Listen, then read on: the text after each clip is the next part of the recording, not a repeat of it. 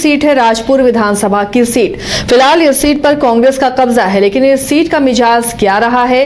क्या यहां पर इस बार पंजे की जगह तीर आ पाएगा या फिर यहां पर कमल खिलेगा? कौन एनडीए की तरफ से यहां उम्मीदवार होगा और क्या इधर इंडिया ब्लॉक की तरफ से फिर से कांग्रेस को ये सीट मिलने वाली है? इससे पहले इस सीट का मिजाज क्या रहा ये भी जानना जरूरी है। रंजन जी, अगर राजपुर को आप स्कैन करते हैं तो इस सीट का मिजाज क्या पाते हैं? कैसा रहा यहाँ का मिजाज? देखिए, जो राजपुर विधानसभा क्षेत्र है बक्सर लोकसभा क्षेत्र के अंतर्गत ये आता है, उसी का हिस्सा है। कुल 11 ही चुनाव यहाँ हुए हैं। 1977 में पहला चुनाव हुआ है, लेकिन इन 11 चुनाव में जो चीज़ दिखी है वो ये दिखी है कि इसने हर विचारधारा को अपनाया है और अगर उन्हें वो नहीं जचा तो फिर उसने उसे बदल भी दिया है। यहाँ पर आप देखिए तो लेफ्ट को भी कामयाबी मिली है, फिर राइट को भी, बीजेपी को भी यहाँ से सफलता मिली है, कांग्रेस भी यहाँ से चुनाव जीतने में सफल रही है, तो सोशलिस्ट पार्टियों को भी यहाँ पर कामयाबी मिली है। देखिए, जो राजपुर विधानसभा क्षेत्र है ये 1977 में अस्तित्व में आया। उससे पहले ये नावानगर विधानसभा सीट का हिस्सा हुआ करता था राजपुर। अगर आप यहाँ पर देखें तो जो एक और चीज यहाँ पर दिखती है कि जो 11 चुनाव हुए हैं उसमें अगर कोई सबसे सफल पार्टी है तो वो जनता दल यूनाइटेड है। उसने 4 बार यहाँ पर कामयाबी जो है वो अर्जित की है और एक समय जो है ये जेडीयू का गढ़ बनता हुआ दिखने लगा था, लेकिन 2020 में जो है वो गढ़ दरक गया और तब जो है विश्वनाथ राम यहाँ से कांग्रेस के टिकट पर चुनाव जीतने में सफल हुए थे।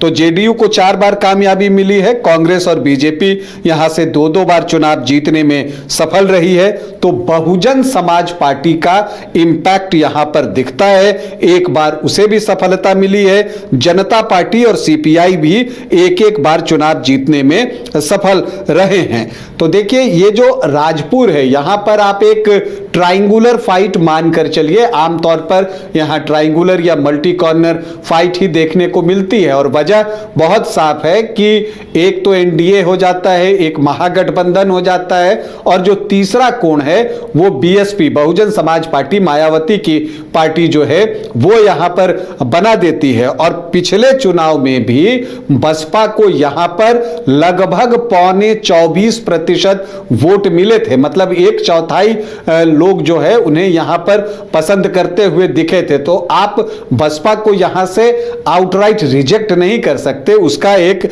इंपैक्ट जो है इस विधानसभा क्षेत्र में है। अब देखना है कि जनसुराज यहाँ पर कितना प्रभाव जो है वो छोड़ पाता है। तो यहाँ पर जो आप सफल उम्मीदवारों की बात कीजिए तो राम नारायण राम, श्याम प्यारी देवी और संतोष कुमार निराला 2-2 बार यहाँ से चुनाव जीतने में सफल रहे हैं, इससे अधिक किसी ने नहीं जीता। राम नारायण राम के ही बेटे हैं विश्वनाथ राम, जो कि कांग्रेस के टिकट पर पिछली बार यहाँ से चुनाव जीते थे। वैसे दिलचस्प ये है कि राम नारायण राम जो 2 बार विधायक बने तो वो बीजेपी के टिकट पर चुनाव जीते थे। अब अगर हम यहाँ के आखिरी 3 चुनाव की तरफ बढ़ें तो 2010 में यहाँ से जेडीयू के संतोष कुमार निराला जो है वो चुनाव जीते थे और उन्होंने जो है यहाँ पर छेदीलाल राम जो कि एलजेपी के उम्मीदवार थे उनको शिकस्त दी थी 15,239 वोटों से। और तब जो है तीसरे स्थान पर बसपा था, पंकज कुमार 18,389 वोट, मतलब लगभग 13.5% वोट उनके पास भी था। तो कांग्रेस प्रत्याशी चौथे स्थान पर रही थी मंजू कुमारी, 4% मत उन्हें मिले थे। 2015 में जब महागठबंधन बना तो ये सीट महागठबंधन के अनुकूल जान पड़ती थी, यही परिणाम भी निकला। संतोष कुमार निराला जेडीयू के टिकट पर महागठबंधन के प्रत्याशी बनकर राजपुर में उतरे और उन्होंने जो है बीजेपी से चुनाव लड़ रहे विश्वनाथ राम को शिकस्त दी 32,788 वोटों से। और तब भी जो बीएसपी है वो तीसरे स्थान पर रही और उनको लगभग 9.5% के आसपास वोट आए। फिर 2020 आता है तो यहाँ पर चीजें जो है बदलती हैं। वजह बहुत साफ थी कि जेडीयू की वापसी एनडीए में हुई थी, तो ये तय था कि जेडीयू की ट्रेडिशनल सीट है तो जेडीयू ही यहां से प्रत्याशी देगा।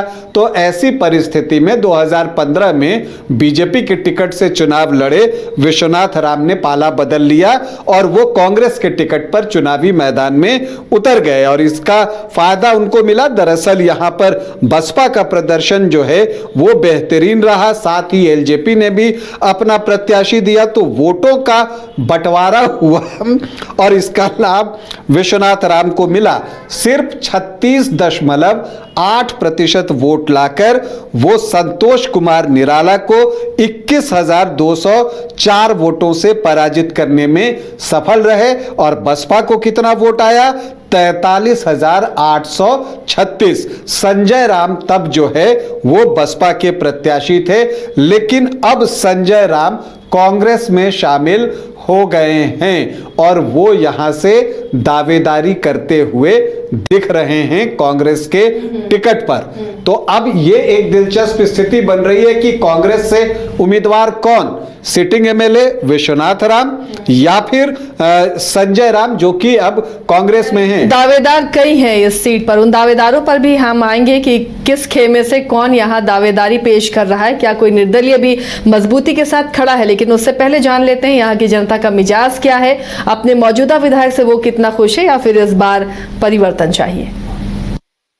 जो है वो पहले से स्थिति और वहाँ की खराब हो गई है। पहले से जो भी काम हुआ था वो भी जर्जर और जमीन धरातल पर जो है वो कमज़ोर हो गया है। इसलिए हम लोग वहाँ पर कैंडिडेट बदलना चाहते हैं और नीतीश जी के यहाँ से जो भी कैंडिडेट आएगा उसी को समर्थन में करेंगे और उसी को जिताने के लिए हम लोग रहेंगे। अभी तो राजपुर के विकास के बारे में जो अभी तो हम कुछ ऐसा दिखा नहीं कि अभी विकास हुआ है। 5 साल में हमको जो जैसे था वैसे ही है। अब की बार तो हम लोग वही नीतीश कुमार को हम लोग दे रहे हैं। जब से ये विधायक बने हैं विश्वनाथ राम जी, स्थिति बहुत ही जर्जर हो गई है राजपुर क्षेत्र की।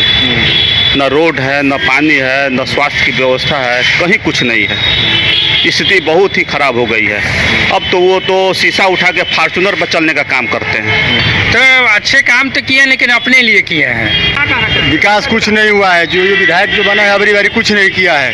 जो इससे पहले निराला जी थे वो बहुत कुछ काम किए थे, उन्हीं को वोट हम लोग देंगे। इस बार के जो विधायक बने थे विश्वनाथ राम पूरी तरह फेल कर गए हैं। इनके जिम्मा कोई काम नहीं है। काम के नाम पर केवल लिफाफाबाजी करते हैं। तो चलिए अब राजपुर सीट में इस बार दावेदारी कौन कौन पेश कर रहा है उस पर भी जान लेते हैं। जनता की अपनी अपनी राय है और उसे ही ध्यान में रखकर वो वोट करने पहुंचेगी। रंजन जी, दावेदार कौन कौन राजपुर सीट से नजर आ रहे हैं इस बार? देखिए, जैसा मैंने आपको कहा कि कांग्रेस से अब 2 दावेदार हो गए हैं। एक तो सिटिंग एमएलए विश्वनाथ राम का तो दावा है ही, अब संजय राम भी कांग्रेस से दावेदारी कर रहे हैं। प्रियंका गांधी जब पटना आई अभी तो उस वक्त जो है राजपुर से जो है उनके समर्थक संजय राम के पहुंचे थे और उन्होंने जो है ये आग्रह किया कि आप राजपुर से विधायक बदल दें, मतलब प्रत्याशी बदल दें कांग्रेस का। तो एक चीज ये दिखती है, आरजेडी से अनीता देवी भी यहाँ कोशिश करते हुए दिख रही हैं।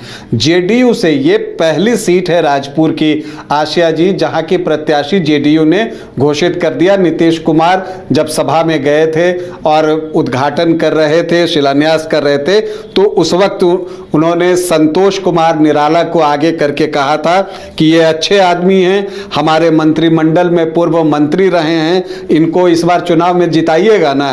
तो ये मतलब क्लियर हो गया कि जेडीयू से संतोष कुमार निराला ही यहां पर चुनाव लड़ेंगे। इसलिए अब एनडीए से और किसी के नाम को लेने की जरूरत जो है नहीं है। जहां तक बीएसपी से बात है, वहां पर भी सर्वजन हिताय जागरूक यात्रा बीएसपी कर रही है।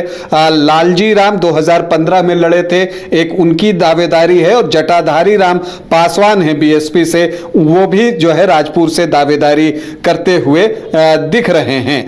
अब अगर हम यहाँ के जातीय समीकरण को देखें कि वो क्या क्या है, तो यहाँ पर जो अनुसूचित जाति के वोटर्स हैं 18.9% हैं, मुस्लिम 5.4% हैं, यादव 13 से 14% हैं, तो 18.5 से 19.5% का आंकड़ा ये पहुंचता है।